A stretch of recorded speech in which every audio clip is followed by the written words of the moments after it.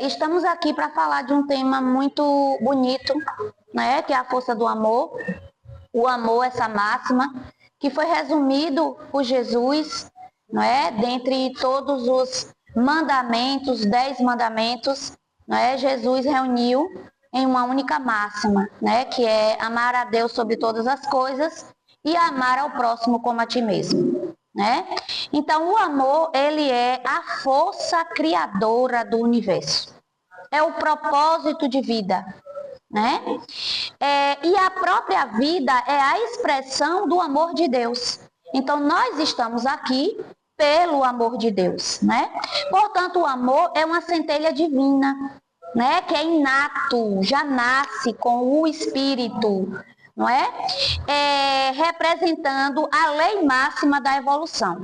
Ou seja, existe um elo espiritual, né, entre os seres e Deus. E esse elo, ele só é permitido através do amor. Né? Se você faz uma oração e em seu coração tem o rancor, a raiva, a falta de perdão, você não vai conseguir uma conexão com o Criador, né? Com os espíritos de luz. Por quê? Porque Deus é amor. Né? Então, o amor ele tem que estar acima de todas as coisas. Né? Então, esse amor ele vai além do sentimento. É um reforço constante de melhoria praticado por meio da caridade. Então, o amor ele precisa ser desenvolvido dentro de nós, né? Através do perdão, da renúncia, né? Deixando o egoísmo de lado e todas as nossas imperfeições. Porque o amor é o caminho para a moralidade. Né? Não adianta nada a gente evoluir do lado intelectual se a gente não evolui o nosso lado moral. E o nosso lado moral ele só caminha através da força do amor. Né? Então, Emmanuel diz que nós temos duas asas. Né? De um lado o amor e do outro lado a sabedoria. Então, são essas asas que conduzem o espírito à presença de Deus. Né? Então, nós só estaremos próximo de Deus, não é? Através do desenvolvimento do amor. Mas a ciência diz que o amor é uma relação eletroquímica, né? Presente no nosso cérebro e desenvolvida através dos hormônios, né? Da dopamina, da ocitocina, né? Que revela em nós a vontade de viver, o amor supremo, o sorriso, a felicidade e etc. Então, nós precisamos desenvolver o amor, né? Mas não o amor dos primórdios da humanidade, que eu vou falar na estante, mas o amor pregado por Jesus, que é o amor sacrificial, o amor ágape, né? Que não pede nada em troca.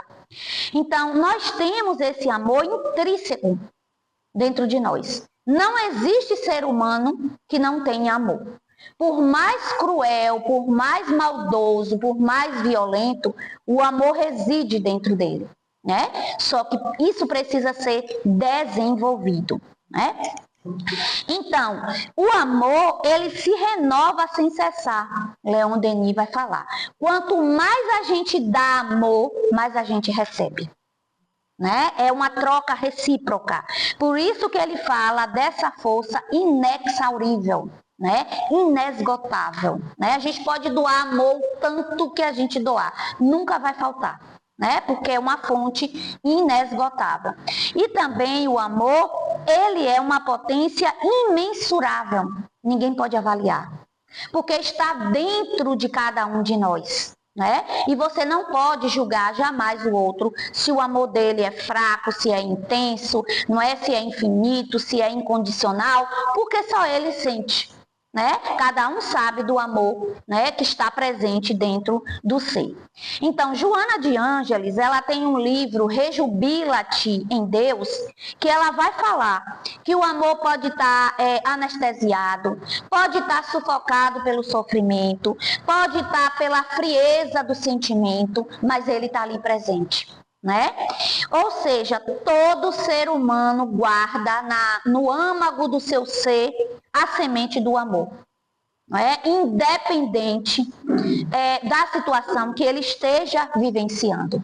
É por isso que Jesus vai trabalhar o desenvolvimento desse amor, porque o amor está presente em todas as pessoas, mas não são reveladas, né? Ou melhor, não foi revelado, porque muitas pessoas, né, internalizam o amor e têm dificuldade de expor, de falar. Eu lhe amo, né? Eu dar um abraço, eu amo minha mãe, eu amo meu filho, eu amo meu marido, né? Eu amo meus alunos, eu amo meu trabalho. Tem essa dificuldade, né? Mas o amor, ele está presente nos nossos corações. É por isso que Jesus vai trazer como a máxima, né, o desenvolvimento das habilidades do amor através do perdão. Amar os inimigos. Como é difícil você gostar de alguém que lhe fez o mal, né? Que não gosta de você, que repudia, que fala mal de você, né? É muito difícil, mas é o amor ágape, né? Ensinado e compartilhado por Jesus. Porque só o amor incondicional é capaz de revelar, né, o âmago do nosso ser, o nosso ser interior, né? E que esse amor possa se exteriorizar. Então, Jesus, né, tá lá em João 13:35, né? Jesus, porque na verdade Jesus não deixa nada escrito, tudo que a gente tem do evangelho dele foram os discípulos que escreveram, né? Aí no caso foi João. Deixa eu voltar aqui. Nisto todos conhecerão que sois meus discípulos se vos amardes uns aos outros. Né? Já resumiu tudo. Para ser meu discípulo, vocês vão ter que compartilhar, que viver a experiência junto e se amarem. Por quê? As pessoas são diferentes, gostos diferentes, opiniões diferentes, não é? Talentos diferentes, não é? Situações vivenciadas diferentes, mas que eles precisavam tolerar uns aos outros e se amarem. Né? Aí ele já deixa esclarecido o seu amor, não é? Através dos seus mandamentos. O amor também sempre foi uma inspiração para os poetas pensadores, mas essa virtude passou a ser a maior de todas a partir de Jesus. Jesus foi o marco divisor de águas da humanidade. Antes de Jesus, o amor era egoísta, né? Era o amor da paixão, do eu, né? E após Jesus, a proposta do amor passou a ser incondicional, né? Até amar os próprios inimigos, né? Então a gente vai desmistificar um pouquinho agora a questão do amor dos poetas, né? Porque é diferente do amor pregado por Jesus, não é? Que transformavam sentimentos em artes, ou melhor, que transformam, porque tem muitos poetas, muitos escritores que ainda falam, né, sobre o amor.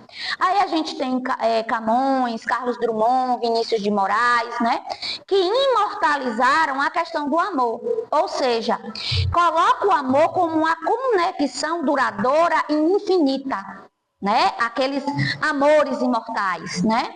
Através da revelação da paixão, do sentimento, da dor, né? E aí expande essa capacidade do ser humano de amar ao outro, né?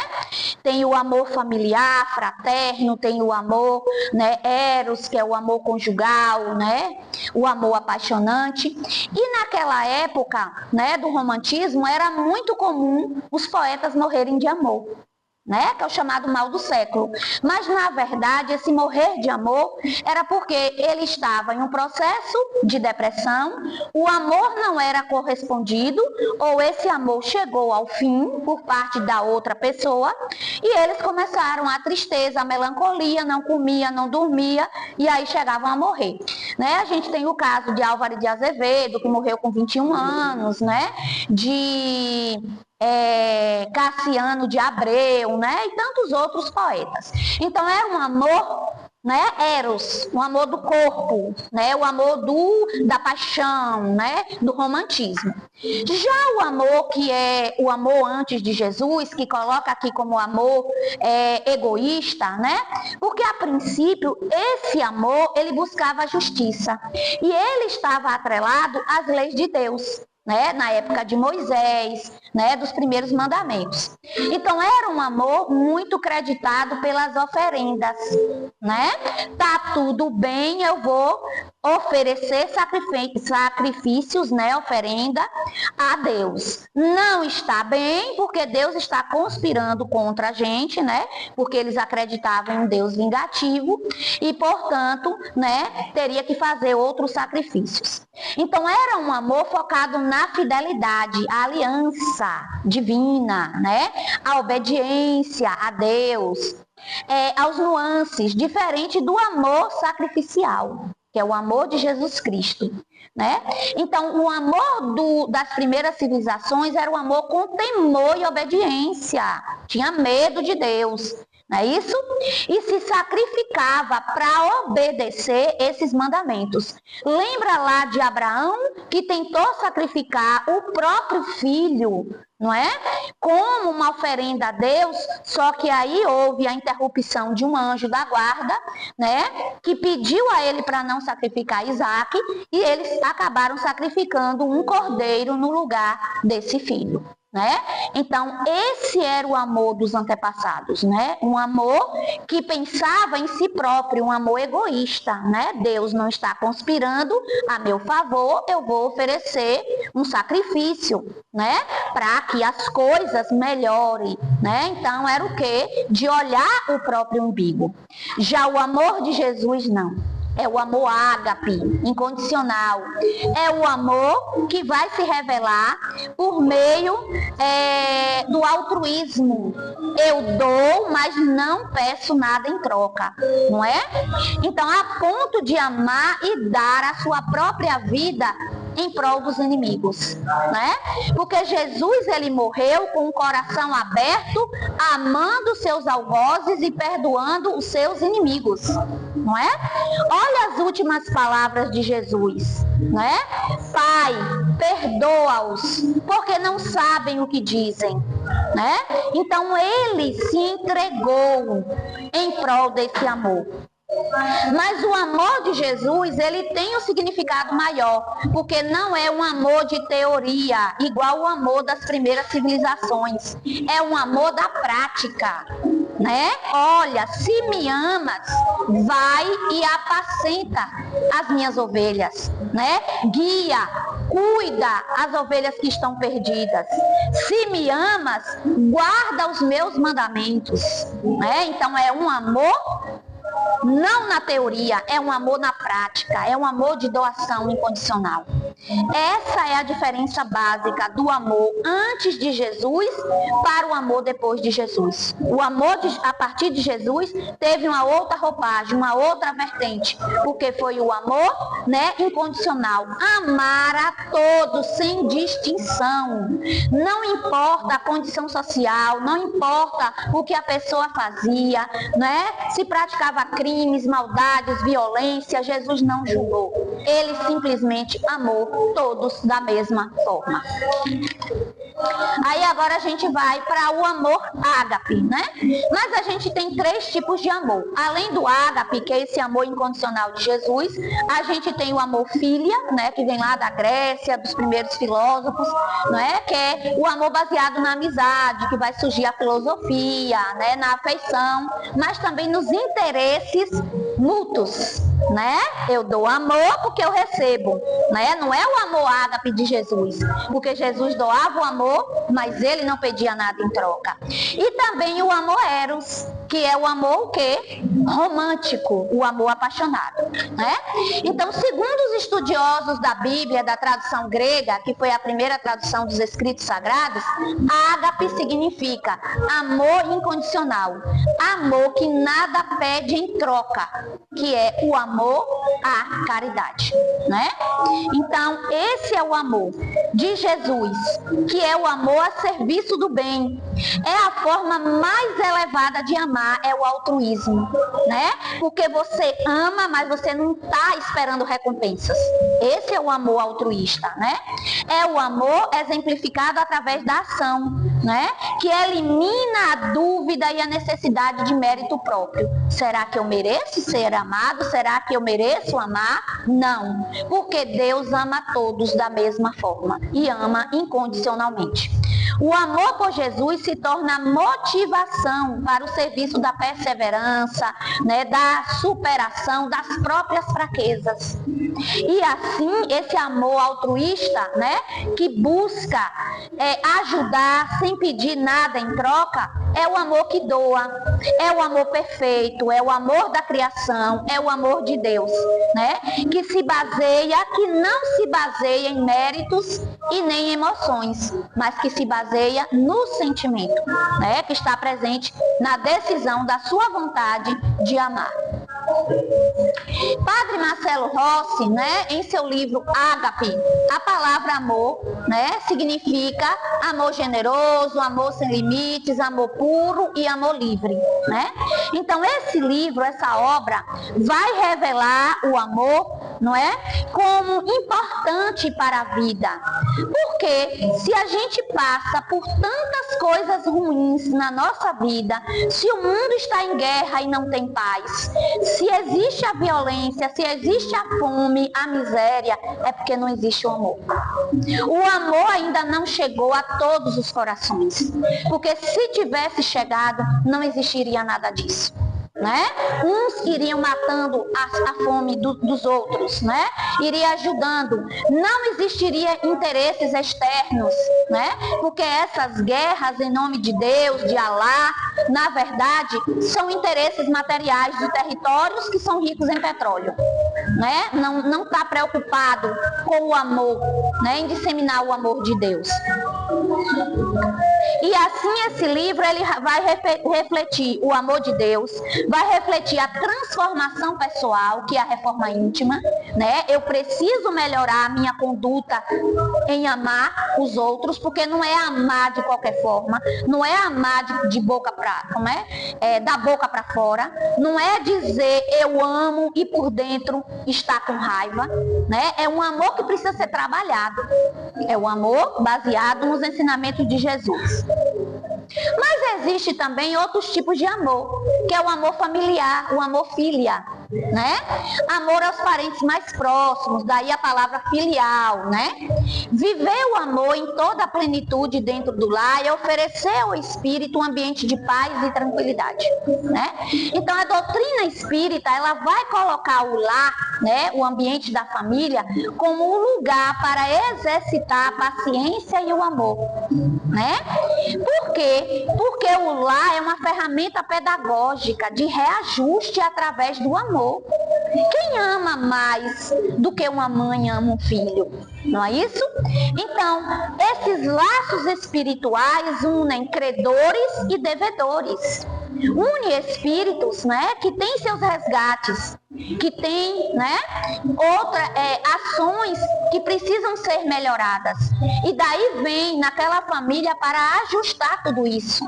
Não dá para colocar, né, um filho desalinhado junto de uma mãe que está desalinhada. Então a mãe, na sua máxima do amor, vai receber aquele filho que não é uma tábua rasa, não é uma folha de papel em branco, que traz no seu espírito, né, os sentimentos do amor ou do desamor, para que essa família, principalmente essa mãe, possa trabalhar. Então ninguém nasce na família errada. Existe uma programação espiritual. Nós nascemos na família que precisamos, né? Então a família que reúne esses laços sanguíneos são os espíritos que precisam aprender juntos a ressignificar suas vidas. E aí a gente tem muitas famílias que dizem, fulano é a ovelha negra da família. Por que veio tão torto, assim, assado nessa família? Porque é nessa família que talvez trabalhe a correção para com essa criatura. Então, as coisas de Deus são perfeitas. E tudo é regido pelo amor, né? Olha o amor em a pessoa vir para uma família, não é, para trabalhar as suas imperfeições, né? A criança que desde pequenininha pega uma pedrinha e mata o pinto, ó, né? Pisa, né? Pisa no gatinho. Então esse instinto que vem de outras vidas, né? É para a família corrigir, é para dizer que os animais, eles estão aqui para doar o seu amor. Ensina a criança no caminho em que deve andar, e mesmo quando for velho, não se desviará dele. Está lá em Provérbios 22, versículo 6, né? Então, esse amor, né, que a gente deve proporcionar no lar às crianças, né? É como plantar sementes da sabedoria, para que forme o alicerce, o caráter depois, né? Porque se você não ensina coisas corretas, a criança tende a praticar coisas erradas. E eu lembro muito de uma frase sábia do meu pai: a árvore, né, ou melhor, a planta se sacode enquanto é nova, né? Depois que o tronco está enrijecido, você não sacode mais. Então é como a criança. A criança, ela vai sendo moldada, trabalhada, enquanto ela está nessa fase, não é? Que ela vai demorar um pouco para tomar suas próprias decisões.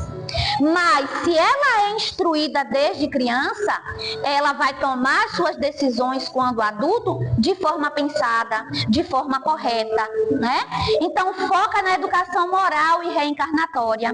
Não é transmitir teorias, ler a palavra de Deus para a criança, é ensinar no cotidiano mesmo a formação do caráter, porque o caminho é a educação do espírito. Por isso Jesus já dizia: amai-vos e instruí-vos, não é? Porque visando o despertar da consciência é que a gente vai fazendo a nossa reforma íntima, porque a nossa consciência desperta quando a gente faz algo de errado. Ela acusa, né? Ela martela, não é?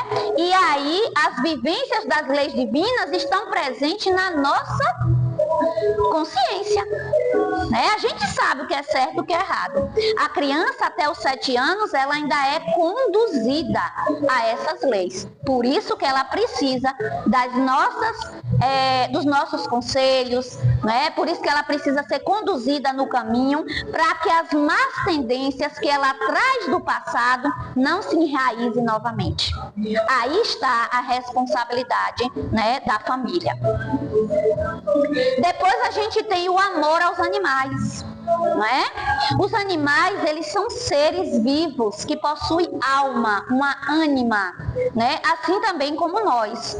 Eles são sobreviventes à morte do corpo físico. E os animais, eles reencarnam quase que imediatamente após a morte do corpo, né, físico. Por quê? Porque os animais não usam métodos contraceptivos, né? Hoje está como é que diz? Uma política, né, devido a veterinários que já faz castrações para que não renda tanto. Mas os animais, eles não têm, uma gata não tem só um filho. Ela tem 6, 7, 8, uma cadela e por aí vai. Então é um processo de reencarnação quase que ao mesmo tempo que morre, reencarna novamente, né? E ainda temos a questão dos animais que são sacrificados para que a gente obtenha carne, né? Então é muito animal que morre. Então, se ele tem esse princípio inteligente, essa alma que habita o corpo, eles também merecem amor, respeito e proteção. Então, a nossa superioridade evolutiva não implica que a gente considere o animal como um ser inferior, né? Porque os animais, eles precisam de amparo ao invés de crueldades. E outra coisa, os animais, especialmente os animais de estimação, né, que moram com a gente dentro de casa, eles funcionam como uma espécie de anjo, né? Eles são os nossos terapeutas, porque eles captam as energias negativas do ambiente, né? Eles absorvem as vibrações desequilibradas daquele ambiente, né? Oferecendo proteção. Por isso que tem muita gente que diz, eu não crio gato não, gato é muito preguiçoso, o bicho dorme o dia todo. Ali está o quê? Repondo as energias deletérias que ele capta durante, né, o percurso dele naquele ambiente, né? E aquelas energias não é só dentro de casa, é dos vizinhos, é da rua. Por isso que eles têm um ouvido aguçado. Qualquer barulho, qualquer coisa já estão, né, acordando. Vou defender meus pichanos, né? A gente também tem um outro tipo de amor, o amor aos livros, que é o instruí-vos, né? É visto como uma ferramenta essencial para instrução e evolução do espírito. Nenhum espírito evolui, né, sem as leituras, né, sem ouvir a palavra, sem ouvir o evangelho, né?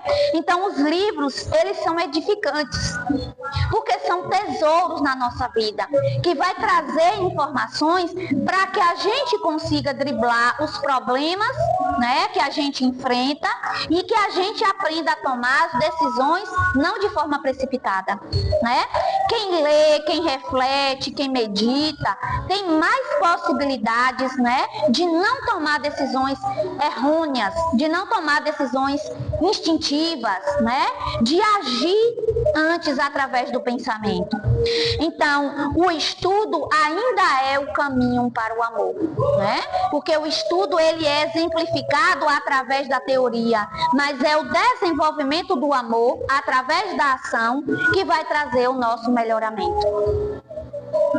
Então, os gregos, eles usavam o termo philos para amor ao saber, que mais tarde deu origem à palavra filosofia, que foi a primeira disciplina que existiu no mundo, né, que surgiu lá na Grécia. Amor à sabedoria, à instrução, aos ensinamentos.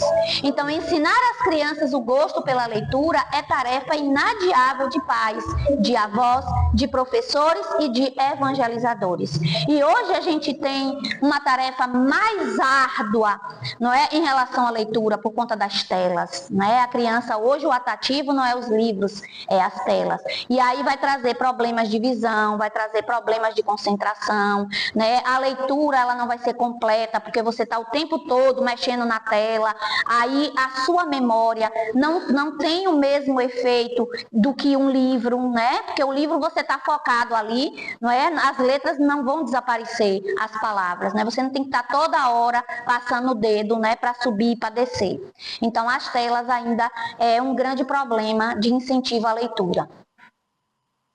Amor ao trabalho, né? Isso que Jesus exortava, a necessidade do trabalho. E Allan Kardec, em O Livro dos Espíritos, coloca o trabalho como uma das leis morais, mostrando com isso que o trabalho é uma das atividades de aprimoramento do espírito. Os pais devem, desde a tenra idade, dar aos filhos pequenas tarefas, ensinando-os com amor e com dedicação, né? Então, o trabalho, ele não é apenas uma obrigação para a sobrevivência. Ele é uma necessidade natural. É essencial o espírito para o progresso, né? Já pensou se não existisse o trabalho, se cada um não cumprisse uma determinada tarefa? O mundo seria um caos, né? Além disso, o trabalho é uma ocupação útil para a mente e também para o corpo. Nenhum corpo inerte, né, sem o trabalho, só deitado, vai conseguir ter uma boa saúde. Então, a saúde do corpo é o desenvolvimento das nossas habilidades.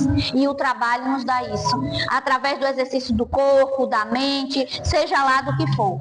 Só que o trabalho, ele precisa também do repouso, né?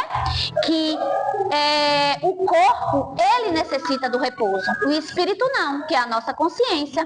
À noite a gente dorme, mas a nossa consciência, ela tá ali, né? Firme com a gente. Mesmo porque se a consciência apagar, a gente tem morte cerebral, a gente morre, né? Então o espírito não precisa de descanso, mas o corpo necessita.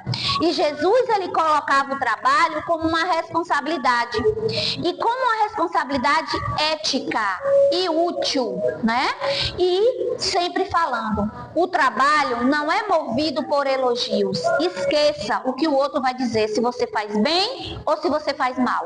O importante é a sua consciência, é a sua carga de responsabilidade diante daquele trabalho. Não é? Porque você não trabalha só para si, você trabalha também para beneficiar o outro. E, encerrando, né, a gente tem também o amor à natureza, que é outro tipo de amor.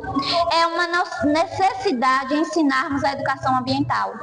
Quando falamos de educação ambiental, a gente não fala só de floresta, né, amazônica ou das baleias, mas nos referimos a respeitar todos os ambientes que convivemos.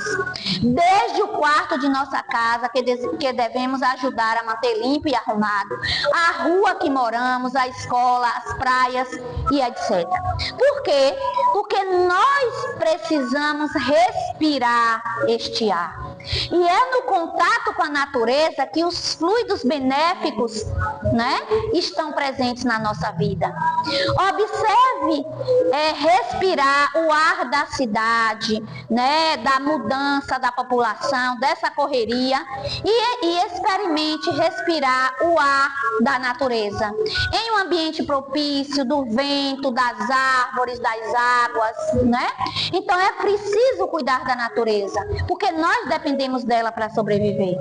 Tudo que a gente, né, necessita para sobreviver, um óculos, né, uma roupa, um alimento, tudo vem da natureza, de alguma matéria-prima retirada da natureza.